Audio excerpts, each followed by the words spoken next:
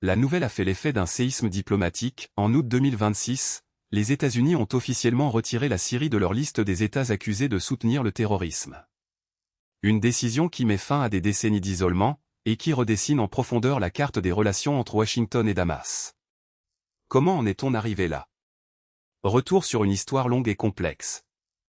Pour comprendre l'ampleur de ce tournant, il faut remonter aux origines de la tension entre les deux pays. La Syrie a été inscrite pour la première fois sur la liste américaine des États soutenant le terrorisme en 1979. Dès cette époque, Washington reprochait à Damas ses liens avec des groupes armés et ses ambitions régionales jugées déstabilisatrices.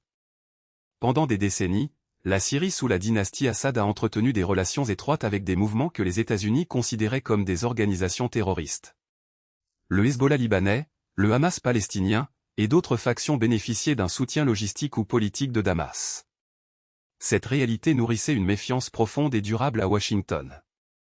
Les relations syro-américaines ont connu quelques timides ouvertures au fil des années, notamment dans les années 2000, lorsque des négociations indirectes ont eu lieu sur plusieurs dossiers régionaux. Mais chaque fois, les espoirs de normalisation se heurtaient à des crises nouvelles, qu'elles soient liées au Liban, à l'Irak ou au programme d'armement syrien. L'année 2011 marque un point de rupture absolue. Le soulèvement populaire syrien, réprimé avec une brutalité extrême par le régime de Bachar el-Assad, provoque l'indignation internationale. Les États-Unis rompent leurs relations diplomatiques avec Damas, rappellent leur ambassadeur, et intensifient les sanctions économiques contre le régime. La Syrie s'enfonce dans une guerre civile dévastatrice. La guerre civile syrienne devient l'une des crises humanitaires les plus graves du XXIe siècle. Des centaines de milliers de morts, des millions de déplacés, des villes entières réduites à des ruines. L'émergence de l'organisation État islamique sur le sol syrien complique encore davantage le tableau, et justifie aux yeux de Washington le maintien d'une politique de pression maximale sur Damas. Face à la montée de l'État islamique, les États-Unis se retrouvent dans une position paradoxale, combattre un ennemi commun avec la Syrie tout en refusant toute légitimation du régime Assad. Washington soutient des factions rebelles et des forces kurdes sur le terrain, sans jamais dialoguer directement avec Damas. La Syrie reste sur la liste noire, et les sanctions demeurent en place. L'Iran et la Russie, eux, choisissent de soutenir militairement le régime Assad. L'intervention russe à partir de 2015 change radicalement le rapport de force sur le terrain. Le régime syrien, que beaucoup pensaient condamné, reprend progressivement le contrôle d'une grande partie du territoire. Washington observe cette évolution avec une profonde frustration. Sur le plan diplomatique, la Syrie connaît également un certain isolement au sein du monde arabe. La Ligue arabe avait suspendu la Syrie de ses rangs en 2011. Mais les années passant, et la réalité du terrain s'imposant, plusieurs pays arabes entament une normalisation progressive avec Damas. La réintégration de la Syrie à la Ligue arabe en 2023 constitue un signal fort de ce mouvement. Ce réalignement arabe crée une pression nouvelle sur Washington. Des alliés traditionnels des États-Unis dans la région, comme l'Arabie saoudite ou les Émirats arabes unis, reprennent contact avec Damas et plaident pour une approche pragmatique. Il devient de plus en plus difficile pour Washington de maintenir un isolement total de la Syrie quand ses propres partenaires régionaux font le chemin inverse. En Syrie même, la situation évolue à partir de fin 2024 de manière spectaculaire. Une offensive menée par des groupes rebelles, dont Hayat Tahrir al-Sham, renverse le régime de Bachar el-Assad en décembre 2024. Assad fuit le pays. Après plus de 50 ans de règne familial, la dynastie Assad prend fin de manière aussi soudaine qu'inattendue. La chute d'Assad ouvre une page inédite pour la Syrie. Un gouvernement de transition se met en place à Damas, cherchant à stabiliser le pays tout en s'ouvrant à la communauté internationale. Les nouvelles autorités syriennes affichent une volonté de rupture avec les pratiques du régime précédent et envoient des signaux positifs en direction de l'Occident. Washington observe cette transition avec un intérêt croissant. Les administrations successives débattent de la marche à suivre. Faut-il saisir cette opportunité pour engager la Syrie sur une nouvelle base ? Ou le risque d'instabilité et la présence de groupes armés aux idéologies radicales justifient-ils le maintien d'une position de prudence ? Le débat est vif au sein de l'appareil américain. Des contacts discrets s'établissent progressivement entre des représentants américains et les nouvelles autorités syriennes.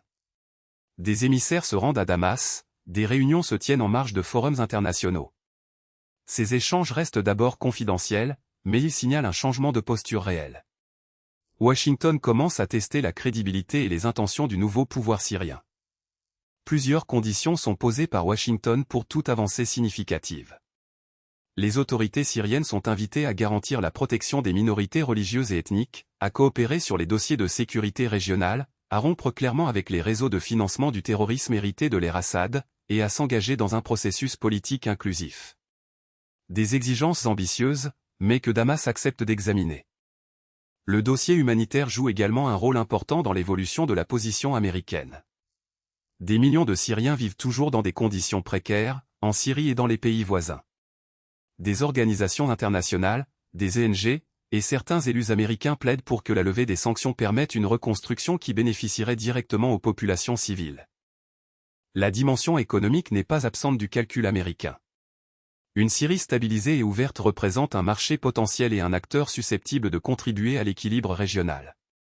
Des entreprises américaines et européennes surveillent de près l'évolution de la situation, conscientes que la reconstruction du pays représentera un chantier colossal. L'intérêt économique et l'intérêt stratégique se rejoignent progressivement. En parallèle, la question des groupes armés présents sur le sol syrien reste un point de friction. Washington doit s'assurer que le retrait de la Syrie de la liste noire ne soit pas perçu comme un blanc-seing accordé à des factions aux antécédents problématiques. Des mécanismes de suivi et de vérification sont discutés pour encadrer tout rapprochement et rassurer les critiques de la démarche. Le Congrès américain suit de près ces évolutions avec des opinions partagées. Certains élus, notamment au sein du camp républicain et du camp démocrate, soutiennent une approche pragmatique qui reconnaît la réalité du changement de régime en Syrie. D'autres restent sceptiques et réclament des garanties plus solides avant toute normalisation. Le débat reflète les divisions profondes sur la politique étrangère américaine au Moyen-Orient. Israël, allié clé des États-Unis dans la région, suit lui aussi avec attention le dossier syrien. Les relations entre Israël et la Syrie post-Assad sont complexes, marquées par des tensions frontalières et des inquiétudes sur l'avenir des zones tampons sur le Golan. Washington doit tenir compte de ces sensibilités israéliennes dans la gestion de son rapprochement avec Damas. La Turquie, membre de l'OTAN et acteur incontournable du dossier syrien, accueille favorablement les signaux d'ouverture américains. Ankara, qui a longtemps joué un rôle ambigu en Syrie, voit dans une normalisation internationale une opportunité de stabiliser sa frontière sud et de faciliter le retour de réfugiés syriens sur son territoire. La convergence d'intérêts entre Washington et Ankara sur ce point renforce la dynamique.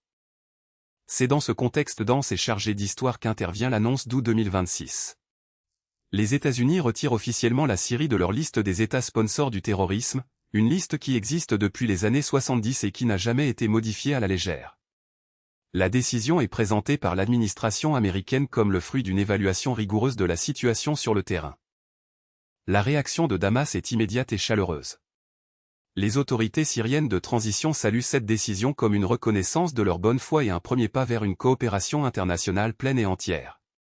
Le Premier ministre syrien parle d'un jour historique pour le peuple syrien, qui aspire à la paix, à la reconstruction et à la normalité après des années de conflits et d'isolement.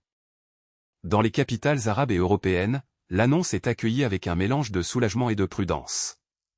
Beaucoup de partenaires des États-Unis soutiennent la démarche tout en appelant à maintenir une vigilance sur le respect des droits humains et la mise en œuvre des réformes promises par Damas. La communauté internationale retient son souffle, consciente que la route vers une stabilisation durable reste longue. Les organisations de défense des droits humains, elles, réagissent avec davantage de retenue. Certaines rappellent que les crimes commis sous l'ère Assad n'ont pas tous été jugés, et que les victimes méritent justice avant toute normalisation. Elles appellent Washington à conditionner toute levée de sanctions à des avancées concrètes sur la justice transitionnelle et la libération des prisonniers politiques encore détenus. Sur le plan pratique, le retrait de la Syrie de la liste noire ouvre la voie à des changements concrets. Des financements internationaux pourront être dirigés vers la reconstruction. Des entreprises américaines pourront envisager des investissements en Syrie sans risquer des poursuites judiciaires pour violation des sanctions. Et des négociations sur la reprise de relations diplomatiques officielles entre Washington et Damas pourront s'engager. Mais cette décision n'est pas une fin en soi, elle marque le début d'un processus qui sera long et semé d'embûches. La Syrie reste un pays profondément fragmenté, traversé par des tensions communautaires, ethniques et politiques. Des zones entières échappent encore au contrôle du gouvernement central. La reconstruction matérielle et institutionnelle d'un État quasi détruit prendra des années, voire des décennies. Pour les Syriens ordinaires, l'annonce porte un espoir immense mais fragile. Des millions d'entre eux vivent encore dans des camps de réfugiés en Turquie, au Liban, en Jordanie et en Europe. Ils espèrent que ce tournant diplomatique accélérera les conditions d'un retour digne dans leur pays. Leur attente est à la mesure de la souffrance accumulée depuis 2011.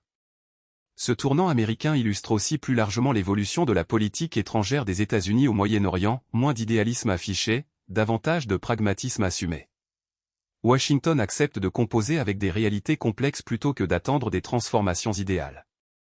Une approche qui satisfait les réalistes, mais qui inquiète ceux qui défendent une diplomatie fondée sur les valeurs.